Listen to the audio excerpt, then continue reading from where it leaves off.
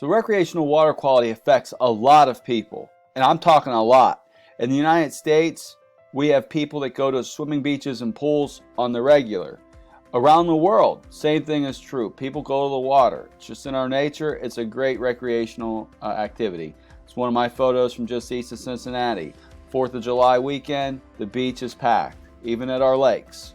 Swimming is one of the most popular recreational activities in the United States. About 350 million people, or at least 350 million visits each year to the beach. Maybe 100 million people 3 times a year or so, or 100 million people going to a pool at least 3 or 4 times a year. This is probably, an underestimate actually, because many people will go more than 6 times a year, and most people are 7 years of age or older that are going, but even children though still go. Now, why is it so important that we do inspections? So swimming pools are where people can swim at year-round, and they're very popular in the summer, as you can imagine, especially when you get into inland parts of the United States, into our cities, where there may not be as many opportunities for like a lake, and then people may not want to swim in a lake. They may not like the feeling of swimming in a lake, and they may not have access to a coast. So there's a lot of inspections that have to be done. Nearly 2,200 or 22,000 pool and 5,000 spa inspections done just in 5 states, and these numbers continue to increase in terms of testing. A lot of the inspections, 8.3% from pools, 11% from hot tubs, result in immediate closure pending correction of the violation. I'm going to give you some numbers that we found right here in Kentucky. So as we look here in Kentucky, this was published in the Journal of Environmental Health just last year, and it's looking at disinfection-related water chemistry in Louisville, Kentucky, and it was done in partnership with Tim Wilder from the city of Louisville. And a lot of our students actually do their summer internships. They get paid by the Louisville Metro Health Department to do pool inspections. And the one student here, Thomas Girding, who's now doing his master's at UC, found that of the 1,300 surveys, 90% or 89% met the criteria, but about 11% didn't. And then the hotels had a significant increased odds of not meeting criteria. And spas also had an 80% increased odds of not meeting criteria either. So, but the problem was the spas, many of them were also at the hotel. So was it the spa or was it the fact that they were at a hotel? So, article, if you're interested in reading or learning more about it, happy to share it with you. But overall, when we look at the numbers, how did the numbers compare?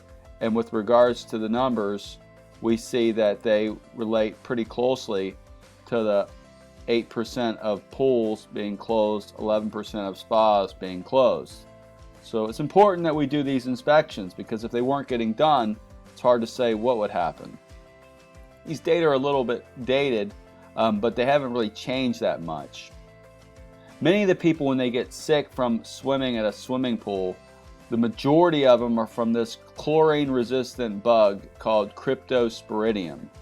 So Cryptosporidium can cause a really painful, prolonged diarrhea, and number one cause of chlorine-resistant kind of illnesses. So we really have to do a good job keeping people who have had crypto out of swimming pools, and we also have to just be mindful of it. All right, so crypto has had a lot of outbreaks around the world, and crypto can affect like whole swimming teams. It can cause community-wide outbreaks. The city of Milwaukee, Wisconsin had, essentially a third of their city, 400,000 people, sickened by Cryptosporidium through their drinking water. But it also, though, causes recreational water illnesses. So this one particular example led to 700 people sick from the water exposure from a swimming pool. So we can do stuff to prevent diarrhea from swimming. So we can become activists, we can raise awareness, we can take action, and we can be advocates. The CDC gives information on how to do these things. Some of the recommendations they have, one is don't swim when you're ill with diarrhea, and avoid swimming pool water. I'm going to pull up another CDC video. This is kind of their number 2 video. relaxing summer day at the pool. But be careful, that water's got something to hide. It's hiding RWIs, or recreational water illnesses. These are illnesses caused by germs found in places where we swim, and they're not easy to see. So here's a couple ways to keep yourself and other swimmers safe this summer. First, don't put the water in your mouth. Second, chlorine does not kill all the germs instantly. There's plenty left behind to make you or other swimmers sick. Finally, never, never, never swim when you have diarrhea or when you're sick. This will help keep germs out of the pool that don't belong there and keep everybody healthy. Also, since you have to say don't swim with diarrhea, that means people do. Which brings me back to my first point. Don't put the water in your mouth. For more information, visit cdc.gov/healthyswimming. Hey. Okay, so don't swim with diarrhea. Easier said than done, though, right? If you're a parent and you've got children, how long should you go without swimming with diarrhea? So it's 2 weeks. 2 weeks is the recommendation. Not 1 week, not 1 day. 2 weeks.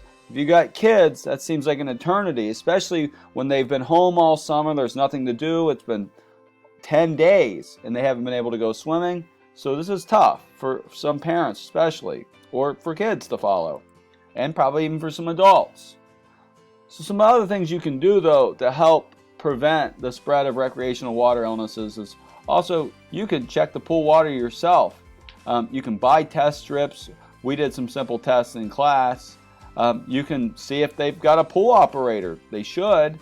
And how often do they check the chlorine? How often do they check the pH? The lifeguard may know that. They may, in some communities around the United States, have to post their inspection scores.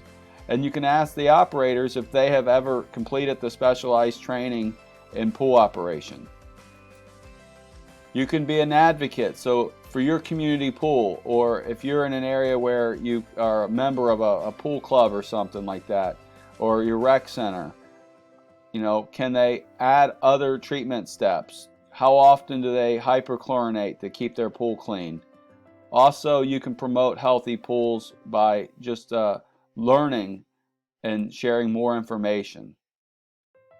We also have to be mindful of the air. So we're going to talk about the air in the next video on how the air, so it's not just chlorinating and treating the water, but how the air can affect people's health and their enjoyment, because we want people to have a good time when they go to the pool.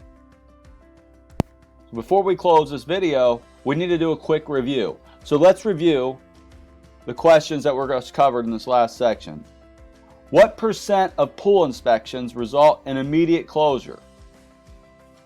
You might say, what percentage of pool and spa inspections?